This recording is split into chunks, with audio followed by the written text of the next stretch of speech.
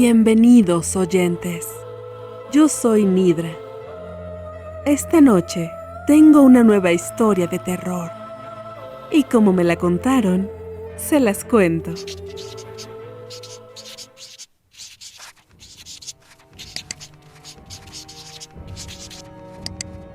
La paz de Moselle Barton. Saki H.H. Munro.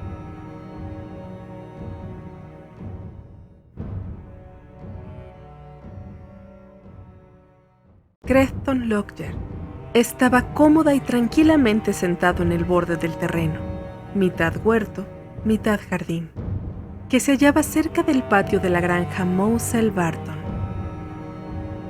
Después de los largos años pasados en medio del ruido y la agitación de la vida citadina, la calma y la paz de aquella morada entre las colinas conmovía su ánimo de una manera casi insoportable. El tiempo y el espacio parecían haber perdido su significado y su brusquedad. Los minutos se fundían en las horas. Los prados y los páramos se extendían a lo lejos y se mezclaban dulce e imperceptiblemente. Las yerbecillas del seto se aventuraban hasta la mitad de los senderos, mientras que el boj y los alelíes lanzaban sus contraataques hasta el patio de la granja y el camino. Algunas gallinas de aspecto somnoliento y unos patos solemnes y preocupados parecían sentirse tan a gusto en el patio como en el huerto o en el camino. Nada parecía tener sitio fijo. Ni siquiera las puertas estaban siempre encajadas en sus goznes. Y sobre toda la escena campeaba una sensación de paz casi mágica. A mediodía se tenía la impresión de que siempre había sido mediodía y que siempre seguiría siendo mediodía. En el crepúsculo, uno comprendía que jamás podía haber sido otra cosa más que crepúsculo. Creston Lockyer, decíamos, estaba confortablemente instalado en su asiento rústico bajo un viejo níspero. Y se decía que aquel era el puerto que su espíritu apenas había atrevido a soñar y que su cuerpo deseara tan a menudo. Tenía decidido quedarse a vivir entre aquellas gentes sencillas y amistosas, procurándose poco a poco el confort del que le gustaba rodearse y tratando de vivir, en la medida de lo posible, al estilo de las gentes del país. Estaba madurando lentamente aquella resolución cuando una vieja atravesó el huerto cojeando. La reconoció enseguida. Vivía en la granja. Era la madre, o tal vez la suegra de la señora Spurfield, su actual propietaria. Se dispuso a saludarla amablemente, pero ella se adelantó. Hay algo escrito con tiza, allá en la puerta. ¿Qué dice? Hablaba de una manera completamente impersonal, como si llevara años deseando hacer esa pregunta, de la que más valía desembarazarse. Pero sus ojos miraban con impaciencia sobre la cabeza de Creston, la puerta de una pequeña casita que constituía la vanguardia de los edificios de la finca. Martha Pillamon es una vieja bruja. Tal era la inscripción que descifró la mirada inquisidora de Creston. Dudó en dar a la publicidad semejante afirmación, ya que, mientras no se demostrase lo contrario, aquella podía ser la tal Martha en persona. El nombre de soltera de la señora Spurfield podía perfectamente ser Pillamon. Y la mujer vieja, delgada y reseca que se hallaba ante él podía, por cierto, corresponder a la idea que aquella región tenía de una bruja. Es algo a propósito de una mujer llamada Martha Pillamon, explicó prudentemente. ¿Qué dice de ella? algo poco respetuoso, dijo Crefton. Dice que es una bruja. No deberían escribirse cosas como esa. Sin embargo, es la verdad, declaró su interlocutora con notable satisfacción. Después, aportando una colaboración personal a la afiliación de la llamada Pilamon, añadió: es un viejo sapo. Dicho lo cual, se alejó, siempre cojeando, hacia el patio de la granja, gritando con su voz cascada: Marta Pilamon es una vieja bruja. ¿Ha oído usted lo que dice?, murmuró una voz débil y furiosa. Al volverse precipitadamente, apareció otra vieja delgada, amarillenta y desmedrada, que tenía todo el aspecto de sentirse herida en lo más vivo. Evidentemente, se trataba de Marta Pilamon en persona. El huerto debía ser el lugar de paseo favorito de las ancianas de la vecindad. Esas no son más que mentiras, repugnantes mentiras, añadió la vocecilla. Betsy Groot es la verdadera bruja. Ella y su hija, la cochina avispa. Ya les echaré un buen sortilegio a las dos asquerosas. Mientras se alejaba, con paso indeciso, notó el letrero escrito en la puerta con tiza. ¿Qué han escrito ahí?, preguntó, volviéndose hacia Crefton. Voten por Sorker, respondió Crefton con la decidida resolución del hombre que ama la paz. La vieja refunfuñó. Luego, sus gruñidos y su chal rojo desaparecieron poco a poco entre los árboles. Crefton se levantó al fin y se dirigió a la granja. De pronto le pareció que el ambiente era menos pacífico.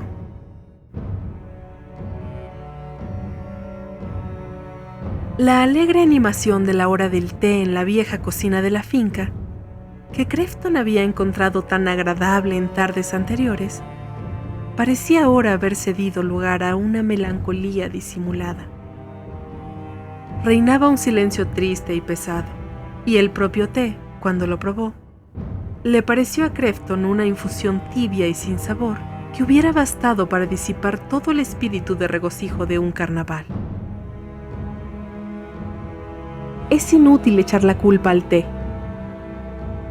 se apresuró a decir la señora Spurfield, al ver que su huésped miraba a la taza con descortés incredulidad. El agua no quiere hervir, eso es todo. Crefton se dirigió a la cocina, donde un fuego extraordinariamente vivo ardía bajo la tetera negra. Un hilillo de vapor salía del pico, pero, aparte de eso, la tetera parecía ignorar la presencia de las brasas ardientes. Lleva así más de 1 hora, y no hay forma de que hierva, dijo la señora Spurfield, y añadió a modo de explicación: estamos embrujados. Ha sido Marta Pilamon la que nos ha hecho este trabajo, pero se la voy a pagar con la misma moneda al viejo sapo. Voy a hacerle un hechizo.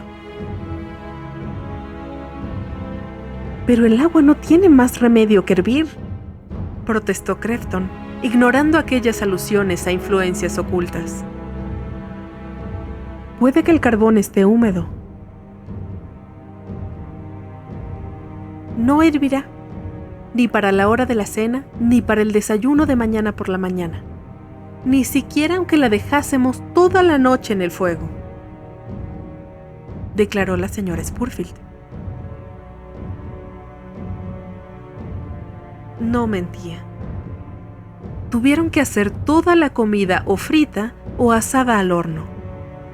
Y una vecina complaciente les preparó el té, que llegó a casa en un estado de calor muy relativo. Supongo que usted se irá ahora que la situación se ha hecho incómoda, observó la señora Spurfield a la hora del desayuno. Hay personas que le abandonan a uno cuando las cosas se ponen mal.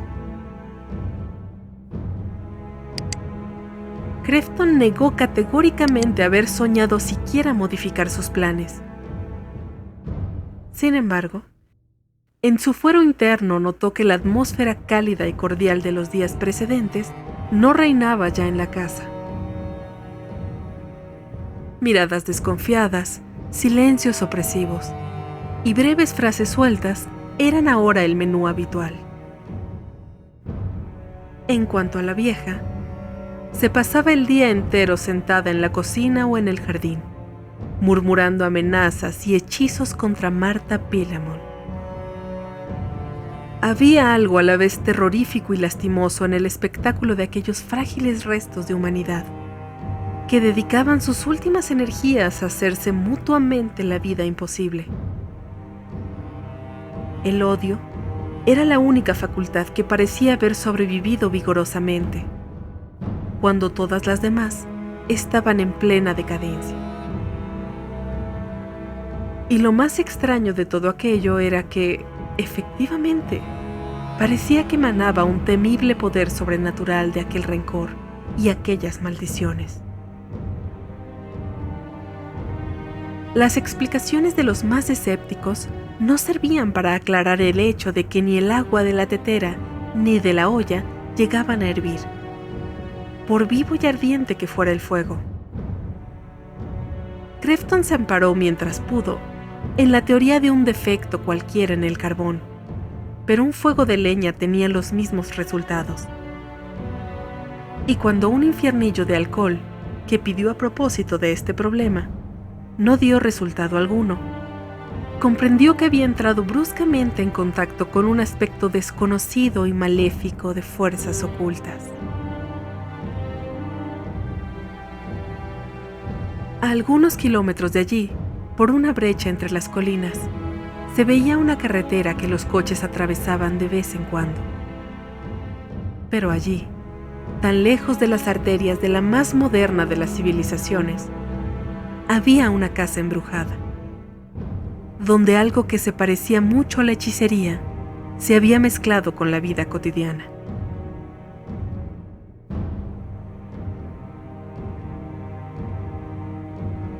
Al atravesar el jardín, para llegar hasta el camino donde esperaba encontrar el confortable sentimiento de paz que se echaba tanto de menos en la casa, y junto al fogón, sobre todo junto al fogón, Crefton encontró a la madre de su huésped que, sentada bajo el níspero, murmuraba por lo bajo para sí misma.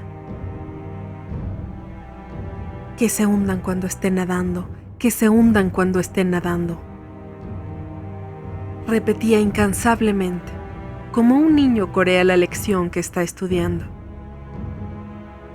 De vez en cuando, estallaba en una carcajada aguda en la que apuntaba una nota de malicia que no resultaba agradable oír. Crefton se alegró de alejarse por la quietud del camino tapizado de hierba, que parecía no conducir a ninguna parte. Un sendero, más estrecho y más hundido que los demás, le atrajo, y se sintió casi afligido cuando comprobó que aquel camino en miniatura llevaba a una morada humana. Una casucha que parecía abandonada, con un pequeño huerto mal cuidado y unos cuantos manzanos torcidos por el viento, se elevaban en el lugar en que un rápido riachuelo se ensanchaba para formar un estanque de dimensiones regulares, antes de deslizarse de nuevo entre los sauces que habían detenido su curso. Crefton se apoyó en el tronco de un árbol y, por encima del torbellino del lago, contempló la humilde casita que se hallaba ante él. El único signo de vida venía de una pequeña procesión de patos, un poco desplumados, que se dirigían en fila india por el borde del agua. Siempre hay algo fascinante en la metamorfosis de un pato que, de un ave de pasos torpes y lentos, se convierte de pronto, al entrar al agua, en un magnífico nadador, gracioso y rápido. Crefton esperó para ver al jefe de la fila lanzarse a la superficie del estanque. Al mismo tiempo, tenía el extraño sentimiento de que iba a ocurrir algo inusitado y desagradable. El pato se lanzó al agua lleno de confianza y un instante después se hundió bajo la superficie.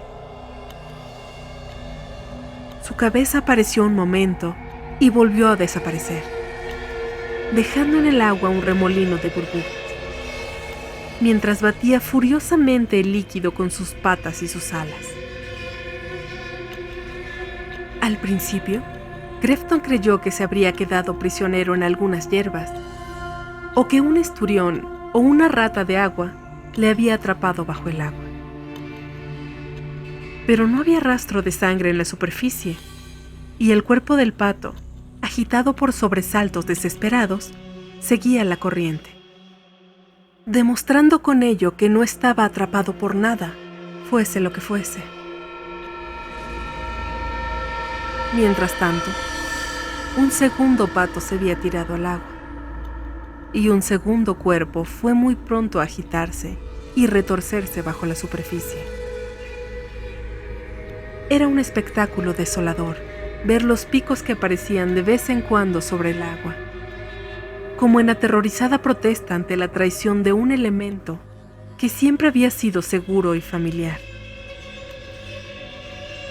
Crefton contempló, con una especie de terror, a un tercer pato que saltaba al borde del lago.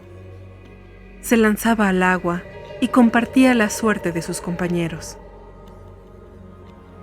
Sintió gran alivio cuando el resto de la tropa, alarmándose al fin por aquellos accidentes, retrocedía y se alejaba del peligro, lanzando un penetrante grito de temor.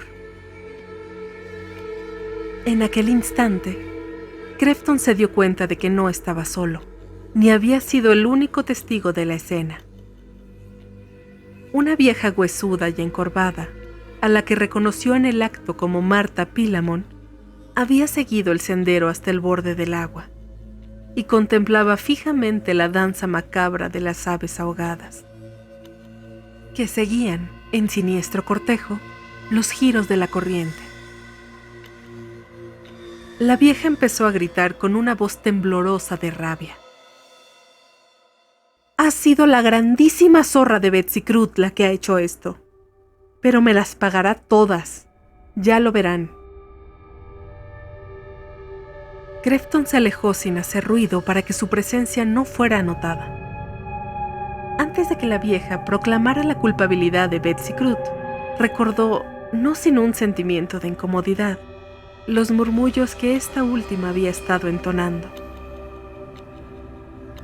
Que se ahoguen mientras estén nadando. Que se ahoguen mientras estén nadando. La última amenaza del sortilegio de represalias le llenó de aprensión. Su facultad de raciocinio no lograba descartar el hecho de que las intimidaciones de las viejas no podían considerarse mera senilidad. Toda la familia de Mossel Barton estaba sufriendo el enojo de una vieja vengativa, capaz de materializar sus rencores personales en una forma extremadamente concreta. ¿Y quién sería capaz de averiguar en qué forma iba a vengar la muerte de los 3 patos? Como ahora estaba formando parte de la familia, Crefton podía encontrarse envuelto en alguna manifestación altamente desagradable del poder maléfico de Marta Pilamon. Comprendía muy bien que se estaba abandonando a absurdas imaginaciones, pero el comportamiento del infiernillo de alcohol y la escena del lago le habían perturbado enormemente. Y el hecho de que sus temores fueran tan vagos e imprecisos hacía que la cosa pareciera aún más terrorífica. Cuando se deja que lo imposible tome forma de naturaleza, las posibilidades se convierten en prácticamente ilimitadas.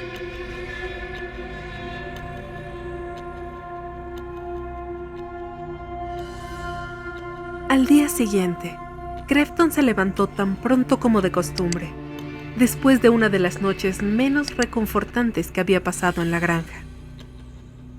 Sus sentidos, agudizados, notaron en el acto esa atmósfera sutil de incomodidad que se abate sobre una casa herida por la calamidad. Las vacas habían sido ordeñadas, pero se encontraban reunidas en el patio, esperando con impaciencia que alguien las llevara al campo. Y las gallinas, en el corral, recordaban ruidosamente con un gran griterío que ya era hora de que se les diera el grano matinal. La bomba de agua, cuya discordante música se hacía oír todos los días a intervalos regulares, guardaba hoy un silencio de mal augurio. En la casa se oían idas y venidas, voces que se acercaban y se alejaban, y largos silencios inquietantes. Crefton terminó su aseo y se dirigió hacia la escalera. Oyó una voz baja y quejumbrosa, una voz reducida a un susurro tembloroso, en la que reconoció a la señora Spurfield. «Se irá, puedes darlo por seguro», decía. «Es de esos que ahuecan el ala en cuanto las cosas se ponen mal de verdad». Crefton comprendió que, en efecto, era probablemente de esos. Y se dijo que había momentos en que uno tenía que conformarse con la idea que los demás se hacían de uno mismo. Volvió sigilosamente a su habitación, recogió sus pertenencias e hizo las maletas. Dejó sobre la mesa el dinero que debía por la pensión y se escabulló por una puertecilla que daba al patio. Todo el averío del corral se precipitó hacia él, lleno de esperanza. Él rodeó las paredes del establo, los chiqueros y los graneros, hasta que se encontró en el camino, detrás de la granja. Unos minutos de marcha, que no se convirtió en carrera desatada gracias al peso de las maletas, le pusieron en la carretera, donde el camionero del reparto matinal no tuvo inconveniente en recogerle y llevarle hasta la ciudad vecina. En un recodo de la carretera tuvo la última visión de la granja. Los viejos tejados terminados en punta, las casitas de las distintas dependencias cubiertas de paja, el huerto descuidado y el níspero con el banco de madera. Todo se destacaba con la nitidez casi espectral a la luz de la mañana. Sobre todo aquello flotaba un aire de posesión casi mágica, que Crefton, en los primeros días, había tomado por paz.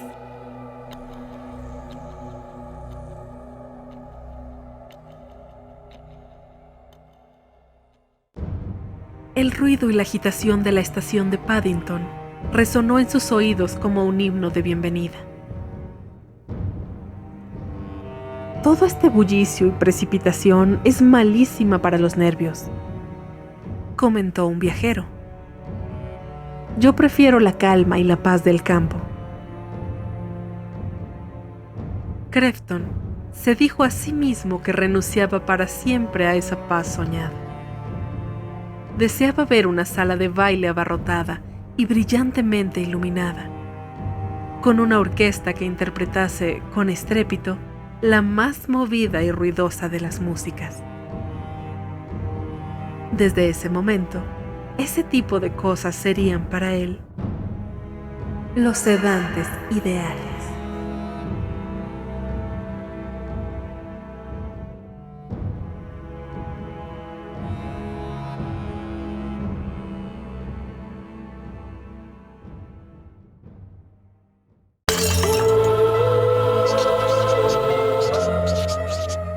Todo esto fue cierto, aunque pudo no haber sucedido.